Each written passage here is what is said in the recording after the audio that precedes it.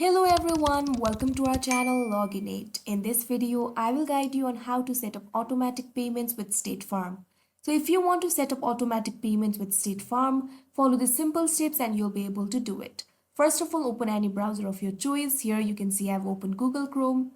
Now click on the search bar and type www.statefarm.com.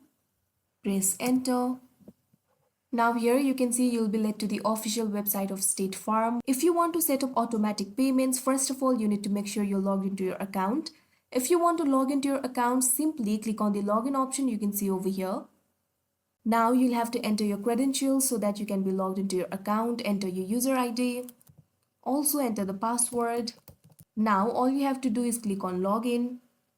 Once logged in, click on My Accounts tab and select Payment Settings or Billing and Payments. Look for the option to set up automatic payments. This might be labeled as autopay or recording payments.